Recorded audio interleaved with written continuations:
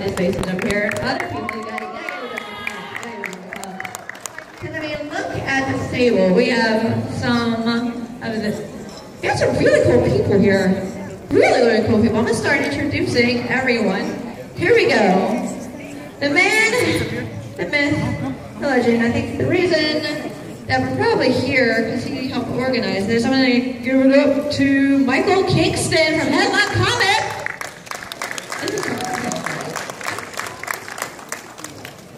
He does Headlock Comics, which is a wrestling comic book. So you should definitely check out his table downstairs. It's Liberty.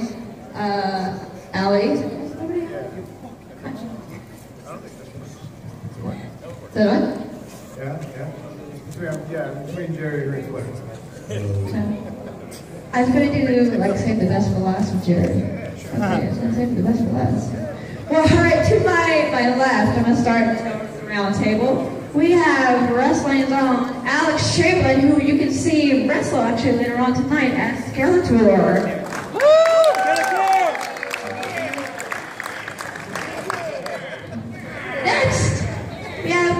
Next to him, we have comic book legend McGuinness, who I found out just recently he's a wrestling fan, which is awesome because I'm a big comic book fan. So I think we just became best friends. I love this. And on the far end, I'm saving the best for last. On the far end, no, they're not the best, but very far right, we have, I want to make sure I'm not saying your last name. We have Andy Belanger. It's close. Close. This was what we were talking about, but I had a panel like literally 2 seconds. And last, but not least, saving the best for last, someone I grew up watching, someone that has influenced me in my wrestling career. I want to give it up for Jerry the King Lawler.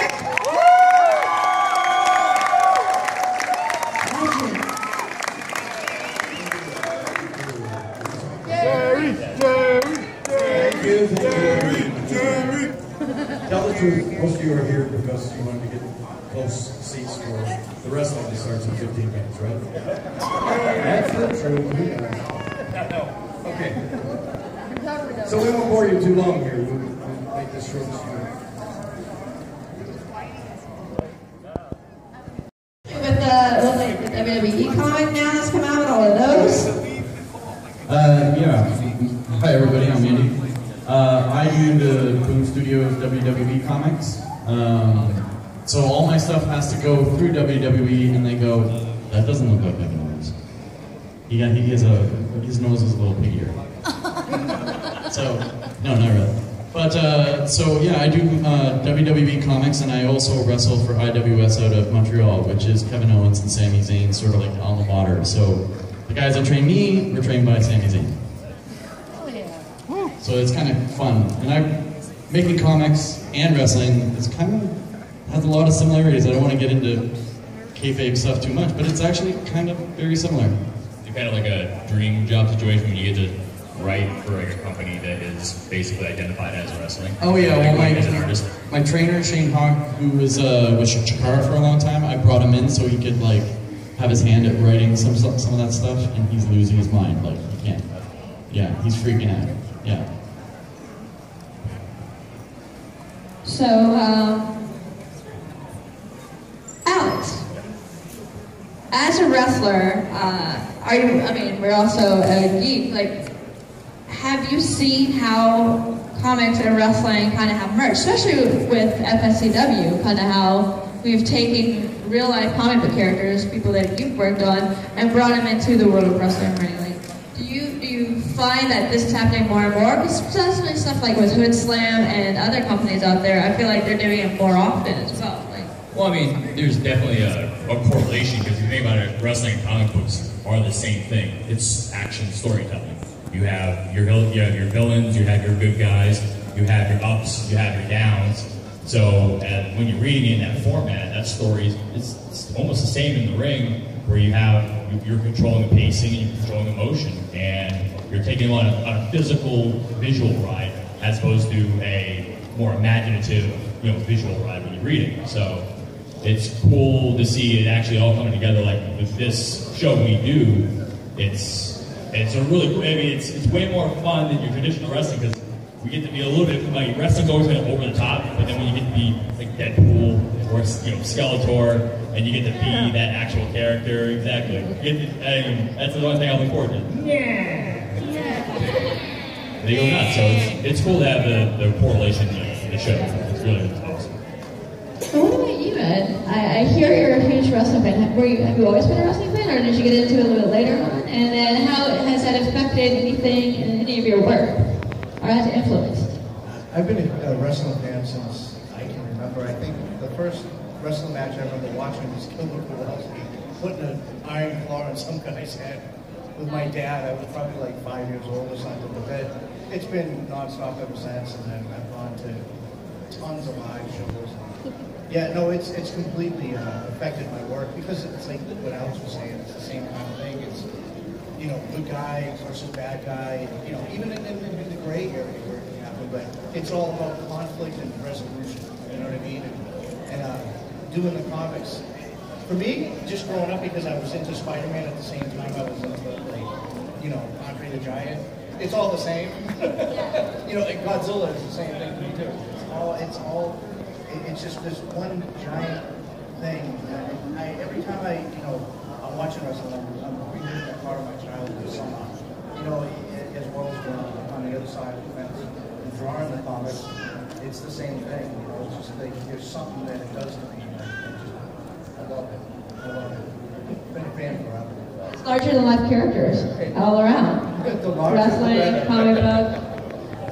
And you, Michael, you actually have a comic that is about wrestling. Was this your initial goal? Did you start off doing other stuff? Or was this like, this is what I want to do, I want to make a wrestling comic book? Literally all I ever wanted to do was make a really cool wrestling comic book.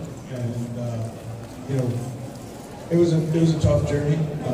It's funny, you know, like it's been like 8-9 years now since I conceived it and started getting going. And you know, when I started, to me it was no brainer. You go to wrestling shows, you see people with comic shirts, you go to comic shows, you know, comic cons, you see people with wrestling shirts. And just the crossover was there. You know, everybody knew about, you know, like Hurricane and Rob Van Dam, comic book store, maybe with comic book t-shirts, Sandman, and all of that. Yeah. So you would think it's a natural crossover. So, you know, I took my idea to every comic book company imaginable. They were like, no, that's a horrible idea. So, you know. What fools. Yeah, exactly, right? So, you know, in my mind, I always knew being a lifelong wrestling fan, a lifelong comic book fan, and there was this, you know, there was an area for this book. So I just published it myself. And, you know, like I said, all I wanted to do is make a really cool wrestling comic. And now, you know, I've had maybe 30 different wrestlers contribute to the book.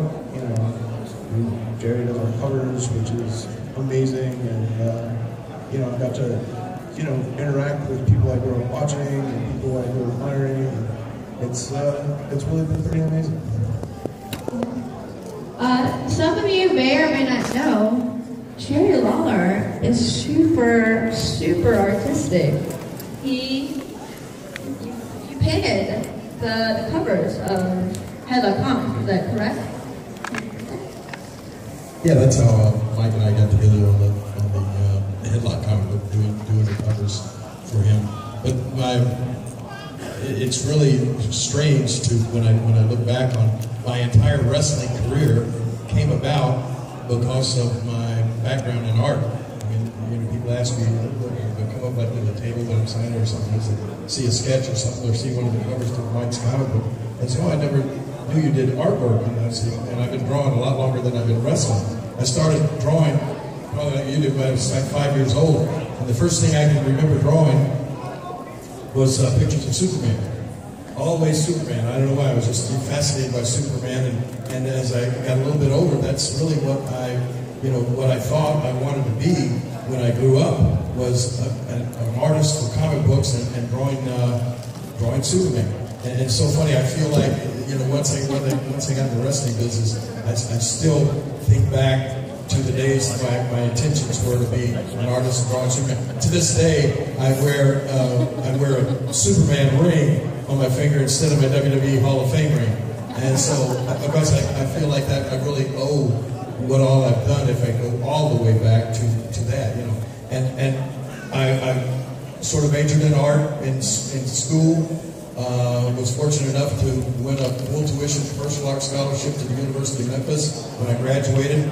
Started going to college there, and I was also a big wrestling fan. My dad especially was a big wrestling fan. And in Memphis was like, at that time, this was in like 1967, 68, it was like the wrestling capital of the world. We had a live 90-minute wrestling show every Saturday morning that everybody in the city watched.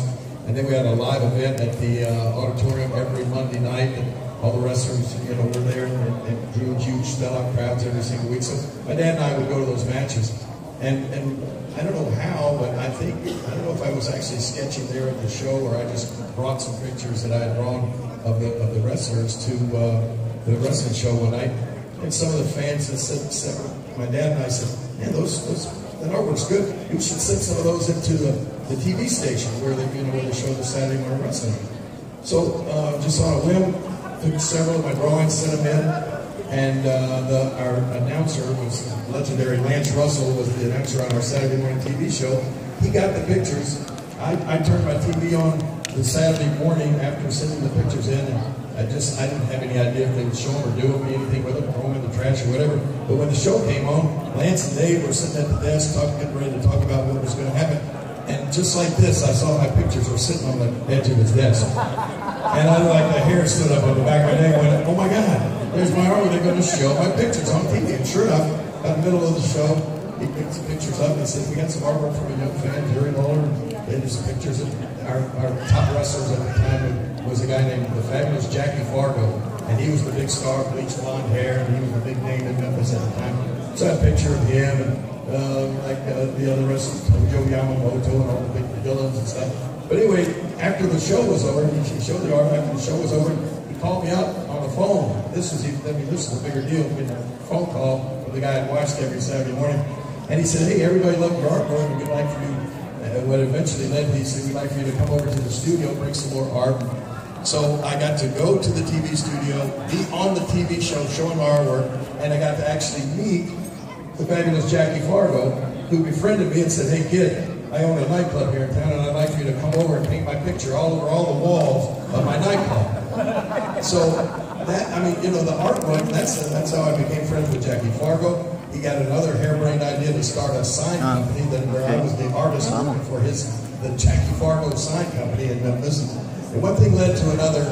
I got to start palling around with him, hanging around with guys. I was doing artwork in he had a little studio right next to his nightclub. And I started, then he let me go on some wrestling road trips with him and that sort of thing. I realized later he was just sort of using me as a gopher or a stooge, but I thought I was his best friend.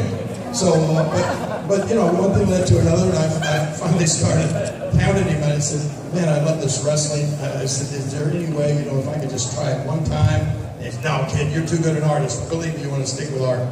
But anyway, I pestered him, I hounded him, and finally, I said, if I could just try it one time, if I could just have one match, I promise you I'll go back to doing art and I'll never bother you again. So, needless to say, let me have that one match, and I'm here 46 years later, I'm still doing the wrestling. But the artwork is what led me into the wrestling. And later, when I very first started, I had my first match at the end of 1970.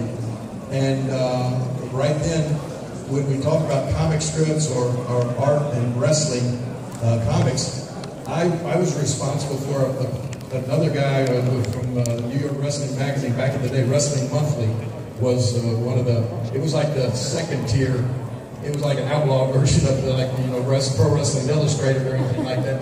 But the editor was Norman Heitzer. He got in touch with me, came up with the idea, and every month I drew a comic strip or 3 or 4 page comic that he put inside the magazine about a wrestler called the Patriot. He came up with the idea and wrote the story of a young kid who was at a wrestling match. His dad was a wrestler, and his dad was wrestling this real evil guy named Dr. Devil, a masked wrestler. And Dr. Devil threw this kid's father over the top rope, and he landed on the floor and broke his neck and died.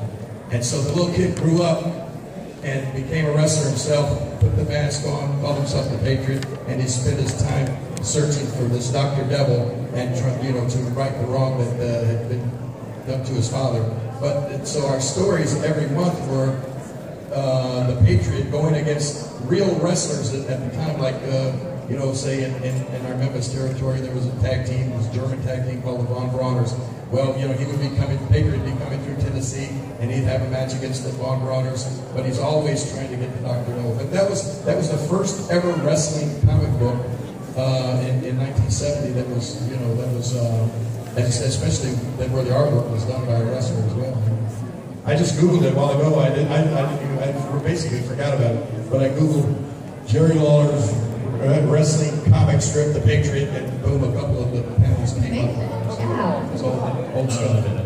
Was that the first, like, has there ever been a wrestling comic ever done beforehand? Or were you like one of the first guys that ever like actually put wrestling on print? That was probably the first time we put wrestling in a storyline, you know, in comic book form in print at 1970. It's a pretty cool, like, yeah.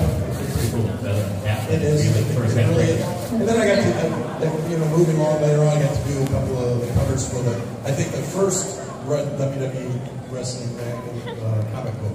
Who was responsible for the first one? The Titan. I wasn't the first one. Okay, well, yeah, I did a couple of covers for that as well. And yeah, I really enjoyed doing this stuff for Michael, because Michael's, the cool thing about Michael's, the Headlock comic book is, as he said, most wrestling comic books have featured, you know, have been like, as the Patriot was, it's a wrestling comic book about wrestlers wrestling. And Michael's is different, the Headlock is different in the fact that it kind of goes, it lifts the veil and goes behind the curtain and goes behind the scenes, and is about a young man trying to become a wrestler and breaking into the business, and it shows a lot of the real stuff that goes on, you know, in real life if you're trying to become a wrestler, which most fans, you know, if you're a wrestling fan, all you do is you see WWE on TV, and you know, you don't even think about what these guys went through before they got to be on television. And that's what Michael's story is about. It's really entertaining, and it's really a good read. I know, Andy, you've wrestled as well, right?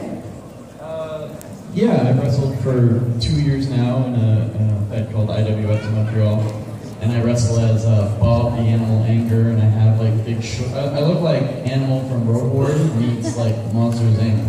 So I have like He-Man fur hanging out, like fur underwear, and I got like a big shoulder pads with fur all over them and a mask, and like it's got a big mohawk on it. And I kind of do like a George the Animal thing a little bit. I bite people a lot, and there's a lot of biting.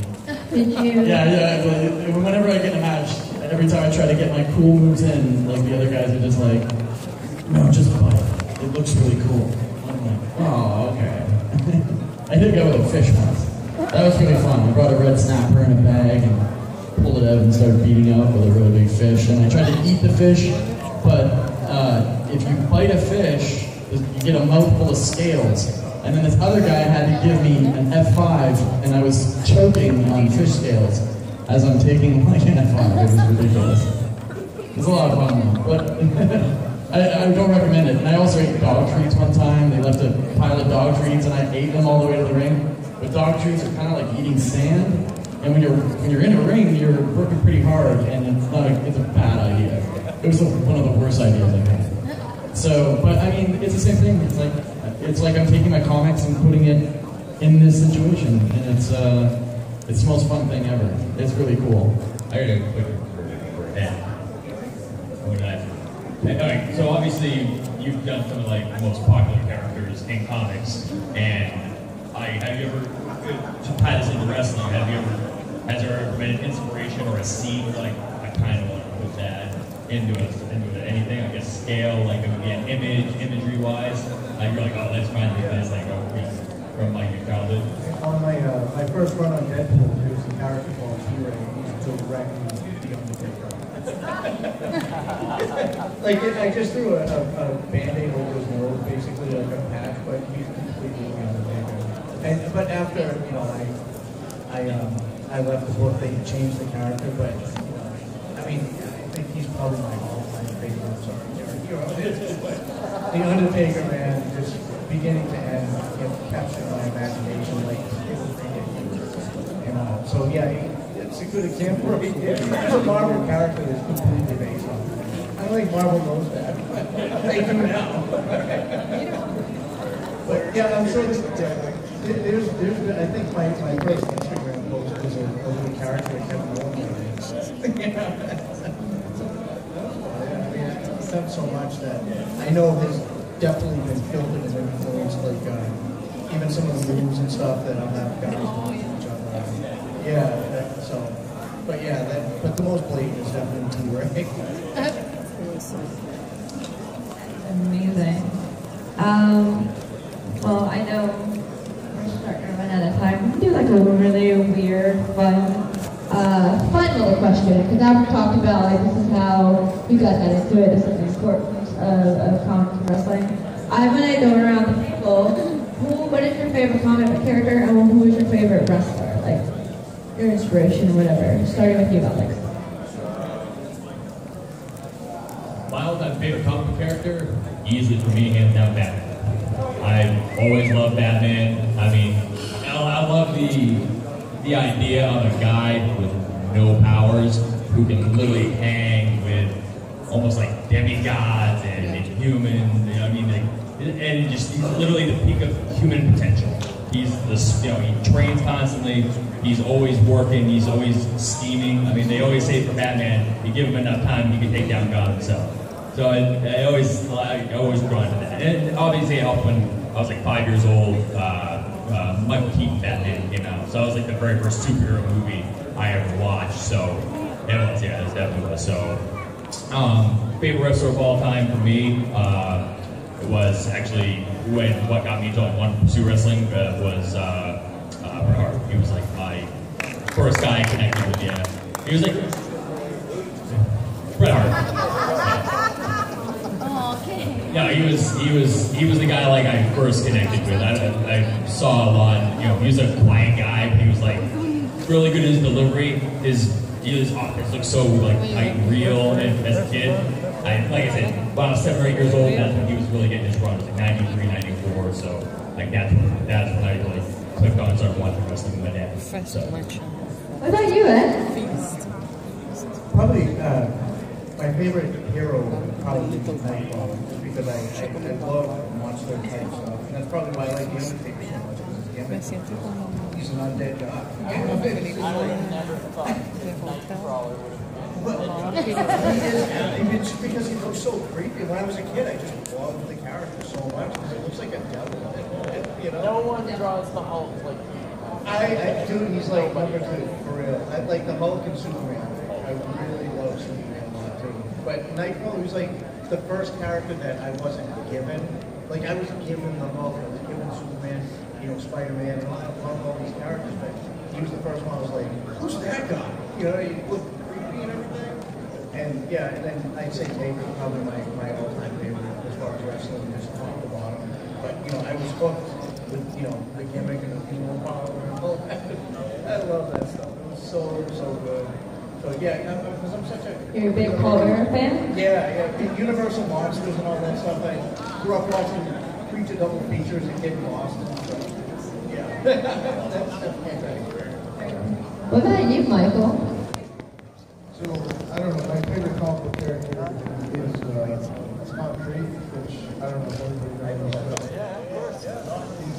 That was the books that came on right now. It's funny because I met Paul Chadwick at San Diego Comic Con. He always seems like he can't make the connection with his brain. Like he looks at me kind of funny, like, how did kind of creep me want to write a book about wrestling? It's fun. Like, it seems like a weird amount of it. I haven't seen him since, so I don't know. Maybe I scared him right off the street. And then, as far as wrestling, I think Giordano still got me into wrestling. Like, I was on the channels, and the very first Saturday X main event was on, and I'd never seen anything like that. I mean, little did I know, as I grew up in Japan, that was going to be my future. From back then.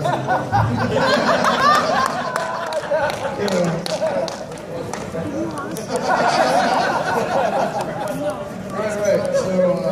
you know, I apparently married my grandkids were unintended, so, but, you know, that was the guy that got me into it. And then I think what's kind of funny is a lot of people tell, you know, have the story that their grandparents got them into wrestling. I got my grandmother into wrestling, and she became a ridiculous George Daniels to the point that she would occasionally put it out, "Ooh," in like public places. That'd be like super American. That's amazing. I just love your grandma. She almost goes up with a Jim Patton at a show. They didn't have barricades on, but she just went up. He almost handed it to her. I think he thought she was a big girl. Oh! Yeah, so that was my story. Oh, wow. Am I next? Yes. Well, I think I already told you my favorite comic book character is Superman. And I'm talking, I'm old school. So I go back to the Kirk Swan Superman. That's when I was really reading the Superman comics. And I mean, I was into that as like he was the quintessential superhero and everything. But it was so funny that at that time, I guess in my teenage years, I switched over to Spider-Man because, Spider-Man all of a sudden, here comes a guy along with this sense of humor and with his wisecracks and all that sort of stuff, where Superman was always, just very straightforward, mom, apple pie and all that sort of stuff. And Spider-Man was this kind of wisecracking guy, and I really started enjoying him. And I look back now and I think, some of my personality that I incorporated into my wrestling character when I first started was almost like the character that Peter Parker, well not Peter Parker, but that Spider-Man was. So those were my favorite comic characters. Then, man, it's hard to pick when you wrestle as long as I have. I wrestled every single person basically in the business. From Andre the Giant, I mean, going all the way back to people like Lou Thez and Pat O'Connor and just a crazy amount of people that I wrestled. But I think as far as when you say a favorite, I'm going to say maybe the guy that I always enjoyed watching the most, and I got to say enjoyed wrestling against as well, was Terry Funk. I mean, I've never seen a match that Terry Funk was in that wasn't just way over the top entertaining. I mean, the guy was just, and then his interviews and promos and things to me, I just had so much fun with Terry Funk over the years. And as a matter of fact, once again, this will be the third time that I'm dragging him out of retirement. He's coming out of retirement again to wrestle me in somewhere in North Carolina in just a couple of weeks. The wrestle game or some kind of thing like that. And it's going to be crazy. All right, here we go. As far as comic creators, or comic characters, it's kind of like you're saying with wrestling. It's like, oh my god, I'm surrounded with them 24 hours a day for like 30 years. My favorite of all time, mostly because I'm obsessed with Wolfman, but was the Incredible Hulk. So sitting with Ed is a little, I'm kind of nerding Ed here really hard. It's like I got to meet Ed and Jerry Lawler at the same time. It's like pretty awesome. So the Hulk is like kind of like my favorite, Ghost Rider. My dad, and I grew up with bikers, and I was always, from the time I was 16 till I was 30, I was on a motorcycle. And I'd bring my Hulk comics, but they'd be like, hey, can you just bring those Ghost Rider comics? All those biker guys like that. As far as wrestlers, my favorite of all time is Macho Man. Like on the mic, in the ring, just like everything he did was awesome and hilarious. And I also really love Bruiser Brody. Bruiser Brody is so cool. Yeah, I think I went, yeah. So, and I'm writing a biography on Brody right now. And I'm going to be drawing it. It's like a 200-page thing on Brody. It's going to be nuts. Yeah, anyway. Bruiser Brody was not fun to wrestle. I promise you that. I once booked a match in Memphis, me and Austin Idol against Bruiser Brody and Stan Hansen. Oh my God. Stan was worse. It was so bad. It was so bad that Austin Idol came to me after the match and he said, King, if you ever book that match again, I'll quit the business. I just won't quit working for you, I'll quit the business. So, yeah, those guys were tortured. Brutal. Oh yeah. Yeah, everything that Bruiser Brody did, it was like, I'm thinking, am I in the wrong business? All of a sudden, did somebody make this real and forget to tell me or whatever? It was like, yeah, he was brutal. And Stan Hansen was too. And as a matter of fact, Bret the Hitman Hart with one of those sharpshooters at times. I mean, he was like when I started working the program with him in '93. You know, the Kiss My Foot match and all that. I was like, oh my God. He would put me in the sharpshooter, and I think he's going to really break my back. I'm thinking, you know, I'm looking back, easy there, right, man? But he really did believe his best there is, best there was. He believed his own hype. Trust me.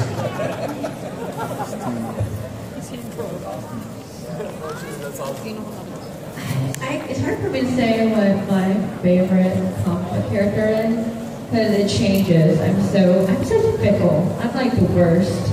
I'm like, oh, right now it's Harley Quinn. Okay, everyone loves Harley Quinn. I'm like a hipster. I'm too hipster. I'm like, all right, now I'm over it. It's over saturation. Same thing with like Deadpool. Deadpool for the longest time was like one of my favorites. I think I like the insane characters now. I get it. Currently right now, I think it's Phantom X, just because he's so weird and such an interesting, you know, character. Plus I am a big fan of X-Force. So that's kind of my favorites right now, but it'll change. Again, fickle. As for who's your favorite wrestler and why am I? As a favorite wrestler growing up, honestly, again, probably as a really young child, probably Shawn Michaels and Marty Jannetty as the Rockers. As a young girl, they were just really good looking, and B, they were just the good guys. They were like, yeah, we're gonna fly around and doing cool stuff. And they were like the little good looking like superheroes, and I was drawn to that. So, but as I got older, it was very much Sherry Martel. Her character, she would create, and the fact that she would get in there and just punch the shit out of the guy, no qualm, I just thought that was really, really cool. So it's funny because I have different favorites as the eras go along. So again, I don't know if it's fickleness, it's just I love everything. It really is. There's so many good comic book characters, so many good wrestling characters. I just love them all. I just love the rainbow of everyone. So, like, I love everyone here at this table. Aww. Good. Alright, we're going to do a 10-minute Q&A. I'm going to go to this corner right over here. So if you have a quick Q&A, come on up, you have a question. You guys have a quick question for Jerry, Ed, Mike, Randy. Swing on over here and Legal will get you. Hurry up, we got 10 minutes. TikTok, TikTok. We're going to get the Skeletor on.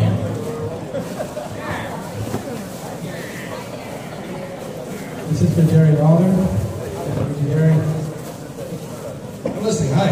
Hi. I've been a big fan of your work for a long time, before 2000. That's a long time. Well, my question is for you. How did it feel to wrestle Andy Kaufman? Andy Kaufman, yes.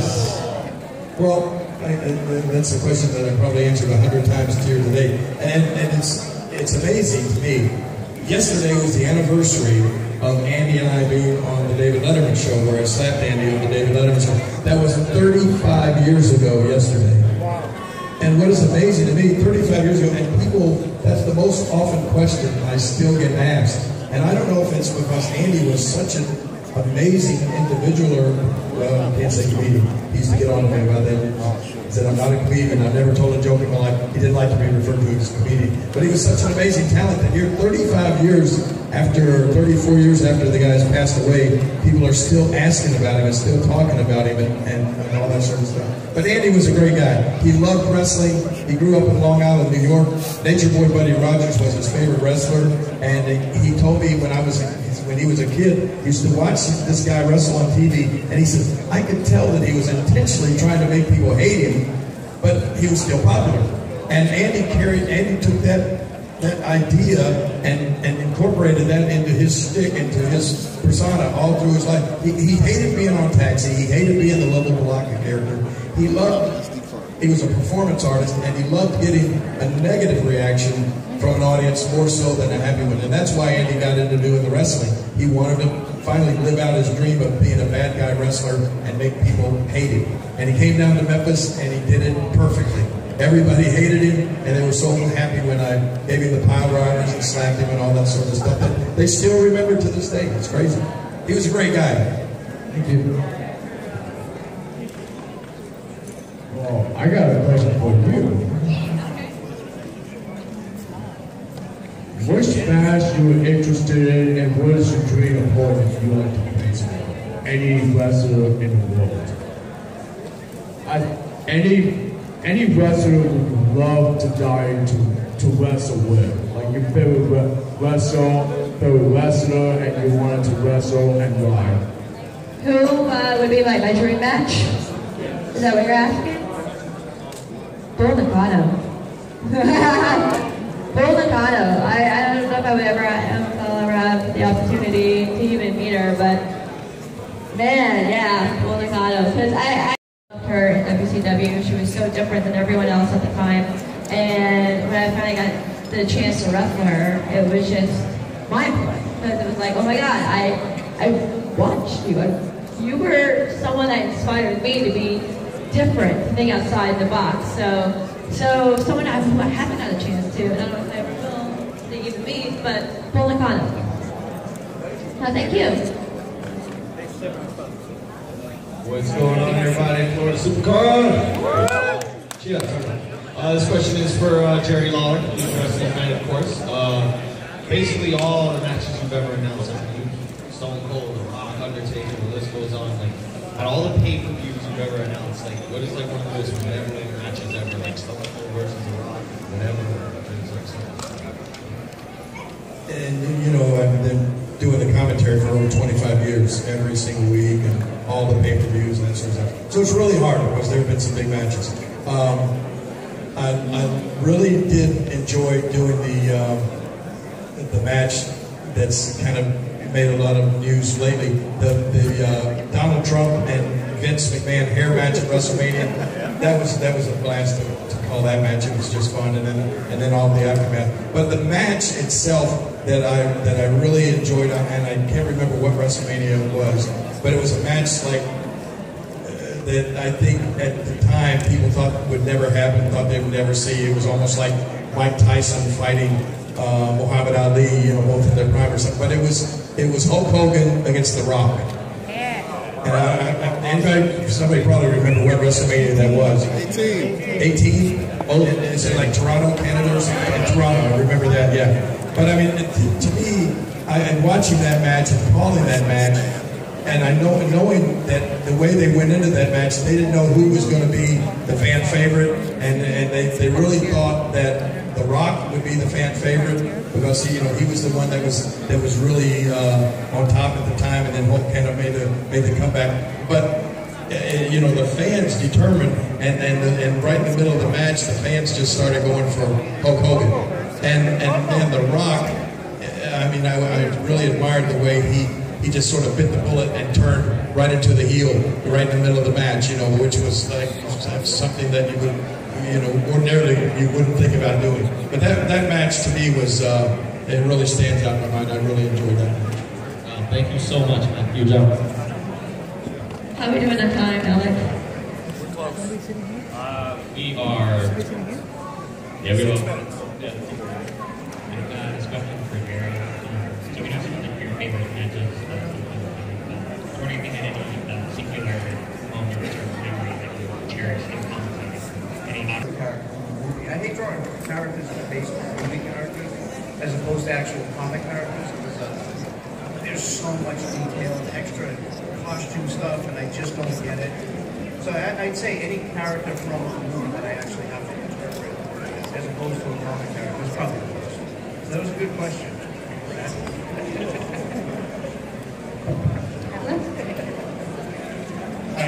My name is Pete, and my question is for Jerry the King Lawler. One of the things I miss most about WWE is having wrestlers associated with the match type or weapon, such as Undertaker with the Hell in a Cell, Triple H with the Sledgehammer. What do you think about the idea of Dean Ambrose with like a utility belt and like kendo stick attached, brass knuckles, nunchucks, and tags? I would like it. I'm afraid that the board of directors would probably not like it. You know what has changed so much in the WWE from like the Attitude Era days is, you know, once they became a publicly traded company, they really have to answer to the stockholders and the board and the CEOs and all of the business and you know they have to. It's become such a bottom line company that they have to you know be so. I don't know if PC or family friendly or all that sort of stuff, so that they don't offend. You know, they're just so careful not to try to offend anybody anymore. And to me, it's taken a lot of the fun out of the business. But that's, you know, for sponsors to be able to attract and continue to have sponsors like Coca-Cola and Kentucky Fried Chicken and all of this sort of stuff. You have to be family friendly, and so that's why you see they've done away with weapons and that sort of thing. Those things are just. As we said, they're not family friendly. And so, yeah, a utility belt with brass knuckles and all of that sort of stuff would be awesome, but I doubt you're going to see anything like that anytime soon. Thank you. It's the old JYD match, you hit the chain in your mouth. I remember that was awesome. Hi, how you doing? This question is for everyone, I guess. Pardon me if you answered this before, but is there one element of wrestling that you feel hasn't been incorporated into comics, but would like to see more information?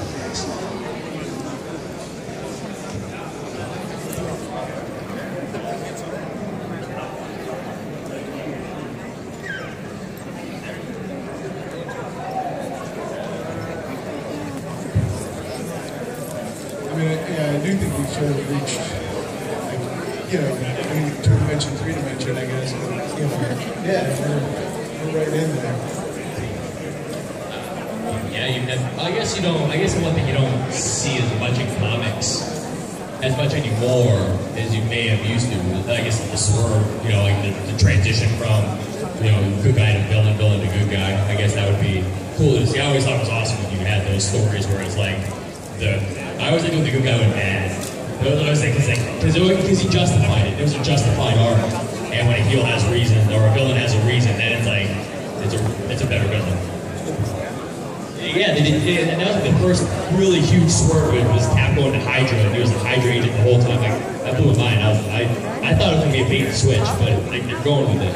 One of the things that I think I've tried to incorporate in my comic that doesn't exist in wrestling anymore is actually the secret identity of how everybody kind of knows everybody. You know, my main character is wearing a mask, done some things that we're not really aware of yet. And so he's actually pretending an old school heel, like back in the days. Guys used to wear their masks and drive to the show, and you wouldn't necessarily know who they were. But now everybody knows who everybody is. You brought a picture of somebody with a mask on and whatnot. So, you know, I guess on that level, I'm trying to bring that back to wrestling. Well, guys, that's pretty much all the time we have for this panel. I want to thank everyone. I want to thank Andy, Jerry, Michael, and Alex. Thank you guys for coming out past the panel.